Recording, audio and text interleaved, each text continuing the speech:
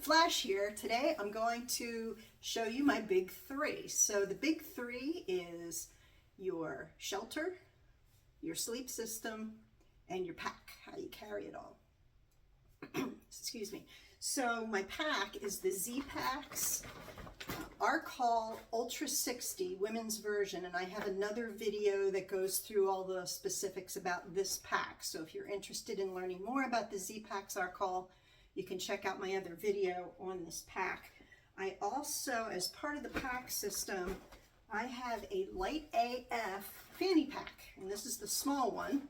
So I wear that around my waist. I have tried hip belt pockets in the past on the pack, and what I've discovered is that when I'm moving with my trekking poles, my arms rub against the hip belt pockets and I get chafing there. So because of the geometry of my body and the way I'm built and the way I move, I can't really put hip belt pockets on my backpack. So that's where the fanny pack comes in. And this is also great to use if you go into a hotel or a hostel or town, and you can put your wallet and things like that in there without carrying the whole pack. So this is a light AF small fanny pack. It only weighs 2.6 ounces. Super lightweight, super durable, waterproof. I love this fanny pack, and if you're undecided about a fanny pack, check out Light AF. They make a great product.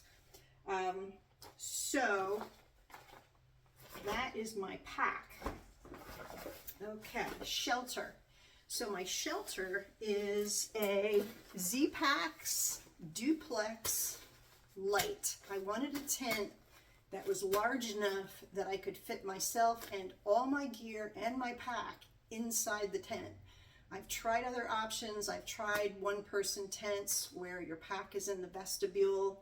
Things got wet and muddy. I didn't like it, so I decided to go with the duplex instead of the single. Just my personal preference. This is the light version, so the tent only weighs 15 ounces. It is super lightweight. People worry about the durability of it. I don't roughly manhandle this thing. It is made out of Dyneema Cuban fiber DCF, the entire tent. It is a trekking pole tent. There are no poles, so you use 2 trekking poles to set this tent up. It comes in an ultra lightweight stuff sack that fits not just the tent, but I also can squeeze my pegs in here. You need 8 tent pegs for a full setup of this tent. You don't have to use all 8. You can go with 6 or even 4 if you really need to, but 8 is for the full pitch. And I use the MSR groundhog stakes, and they all fit in here in this lightweight stuff sack. And I also have just like a plastic bottle cap in here. I won't take it out, but I carry a little plastic bottle cap in there with my stakes because I can use those to push the stakes down into the ground if there's no handy rocks around. I did run into one case this past September. We had been in a long drought and the ground was rock hard, and I just could not get the stakes pounded into the ground. Plus it was rocky and rooty and all that stuff. And I ended up sleeping in the shelter, so it wasn't that big of a deal. But that is one of the drawbacks with the trekking pole tents, is if you cannot get your pegs seated, you have to find rocks and you have to loop the cording around the rocks to hold the corners down. And if you can't find enough rocks, then you're kind of stuck. So sometimes it takes some creativity to get the tent pitched, depending on the situation. But I keep my stakes in the bag with the tent. Everything's all together in one place. And I've also fitted my ground sheet in here from time to time. Now my ground sheet is a piece of tyvek, okay, and I keep it in a 1-gallon Ziploc bag because if this gets wet and dirty and muddy, I can fold it up and stick it in this 1-gallon bag, and then it doesn't get everything else in my pack dirty when I shove it in there. The other thing that's nice about the tyvek, super heavy duty, super lightweight. I cut this to fit the footprint of my tent. Okay, so this is what it looks like. And You can buy these on Amazon. You can bag a piece from a construction site. That's another way to get it. I think Home Depot and Lowe's and places like that sell it. I think I ended up buying mine off of Amazon. I also sprayed it with permethrin and let that dry on there, and that repels ticks and insects. When I stay in a shelter, I put this down on the shelter floor before I put down all my other stuff, and that protects everything from splinters and nails and dirt. So this, I've used this a lot. Super heavy duty. It's also great. You can just lay it on the ground and lay on it if you want to. So it's a multi-purpose piece of equipment, super lightweight, super heavy duty. I recommend that everybody get a piece of tyvek and add that to your kit because you won't be sorry. Okay, so I have notes. I gotta check. So the tent, the 8 MSR groundhog stakes in the bag, and the tyvek sheet all add up to 1.5 pounds.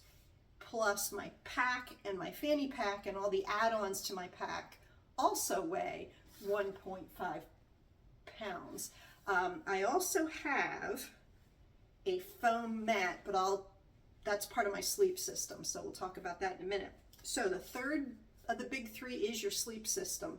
And the sleep system, I'll start with the quilts. I use a quilt. I have an Enlightened Equipment Enigma 20-degree quilt, and I have that in a stuff sack usually. This is the storage bag that you keep it in. Never store your quilts, your down quilts, in a stuff sack because that will ruin it.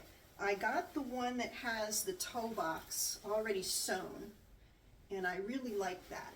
I stuff my feet in there, and then I put a bag with anything else that I want to keep warm. So electronics, if it's going to be ultra cold at night, like below freezing, you want to put your water filter in there also because you don't want that to freeze. And then it's got clips and straps that you can use. It's got a great little drawstring at the top, so you can cinch this. You can clip it and cinch it all around your head, and it works almost like a mummy bag or a mummy sleeping bag. So really the Enlightened Equipment Enigma marries the characteristics of a quilt with a mummy bag, so you get the best of both worlds. The weight on this is a shorter one because I'm only 5'4", so the weight on this is 21 ounces, and that's a pretty lightweight for the warmth of it. I have slept in that down below 40 degrees, and it worked fine. In the summer when it's warm, I switch over to, this is a Jax R Better, JRB, Shenandoah 40-degree quilt. Works great in the summer, perfect down to, I would say, if you have other layers, down to about 50 degrees and be comfortable. When I store this, I hang it on pant hangers. I don't have a storage bag for this one, so I put it on these little hangers, and I put it in the closet, and that keeps the loft from collapsing on that. And I have a little stuff sack for that too.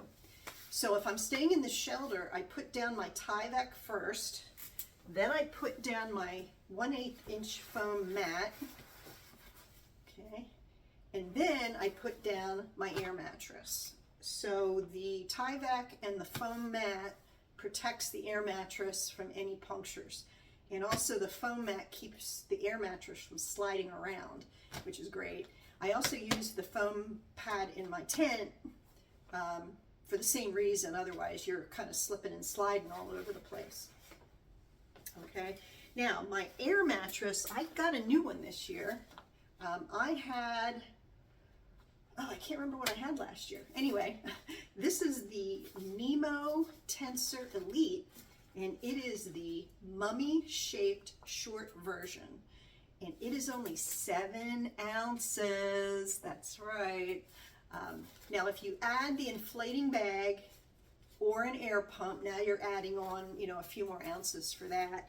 This is so small and light, and it works great for me because I'm only 5'4", and I'm a side sleeper, so I don't need a wide pad. I only need something to pad my shoulders and my hips, and maybe a little bit of my knees. Beyond that, I don't really need a big pad.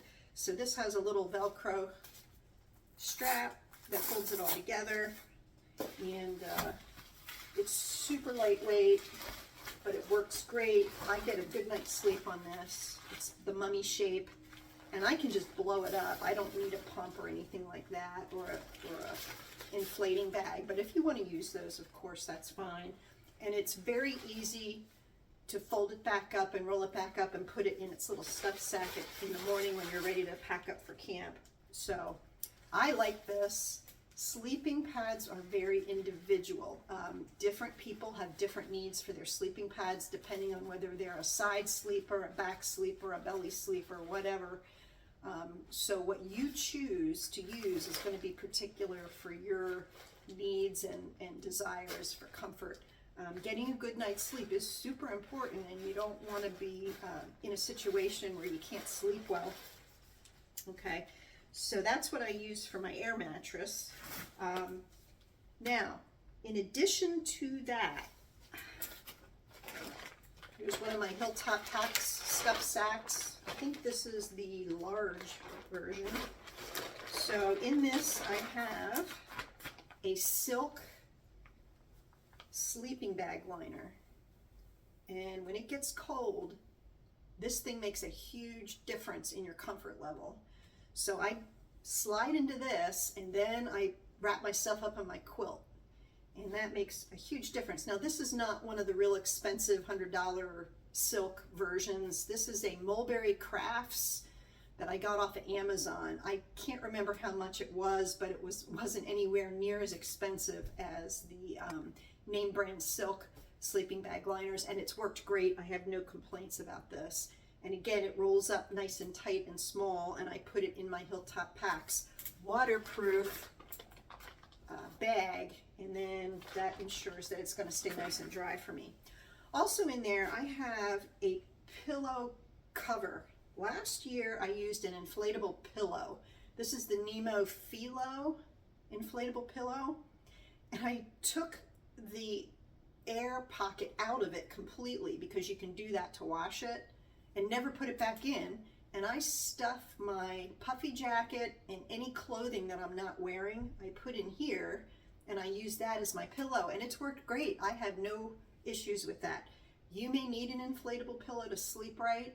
I've discovered that this works even better for me than a blow-up pillow, and it saved me some weight because I don't have to carry the inner inflatable liner. Okay, so that is just, it's just a pillow cover so that I make a pillow out of. Okay, now I also consider my sleep clothing part of my sleep system. And again, this is seasonal dependent. So whether it's cold or hot, I have different clothing that I sleep in. So in the hot summer months, if it's not pouring rain and chilly from the rain, I just wear a loose pair of shorts that I do not hike in. I keep them in my sleep system so that they're dry, because I don't want to sleep in sweaty, yucky shorts at the end of the day. And I also keep a nice extra ultra lightweight t-shirt that I sleep in, a polyester lightweight shirt. So when I get to camp, I can switch out of my wet, sweaty clothes into dry t-shirt and shorts, and then that's what I sleep in. And then they go back into my my sleep bag for the next night. Now, if it's cold, I need a different layer. So again, Hilltop Packs, this is the medium long bag. And if it's cold, I want to add an extra layer on my body. So I've got a fleece hat, and this is orange also, so I can wear this during hunting season so the hunters can see me. I've got my gloves in here in case I need my gloves. These are merino wool lightweight gloves. I have special socks, wool socks, that I only wear when I'm sleeping. I keep these in my sleep kit, so I always have a dry pair of socks to put on if I get caught out in the rain. Let's see what else oh yes. And then my merino wool base layer. So this is a lighter weight base layer. It's smart wool. So I have the pants, and I sleep in those. And then I have a top, okay, merino wool top. Again, it's really important to keep your sleeping clothes dry. You don't want to be soaking wet and cold, and then you come into camp and you have no dry clothes to put on, and now you're in danger of hypothermia. So make sure that you have dedicated clothing for sleeping, and you keep those dry in a waterproof, some sort of waterproof bag. Now I have separate bags for things. Some people just get a big trash bag, like a compactor bag, and stuff everything down in there and roll it up.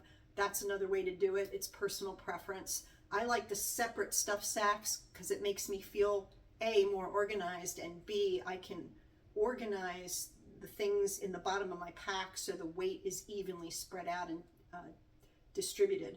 So that helps with keeping my pack balanced. So it's just a personal preference for me. So big three. So if you add up all the weight of all these things, the sleep system, including the clothing, and that is the heavier Enigma quilt, the shelter, and the pack. If you add all those things up, the total weight is 5 1/2 pounds. So I have to keep my weight down to make sure that I can make it to the end of the day without my legs giving out. And I'm a small person, so the maximum amount of weight I really should be carrying is about 26 pounds. So it's taken me a long time to research all this and figure it all out and get my kit dialed in. And hopefully that helps some of you. I know I learned a lot from watching other hikers' YouTube videos and watching some of the things that they did, some of the tips and tricks and ways that they manage their gear. So hope that helps, and happy trails.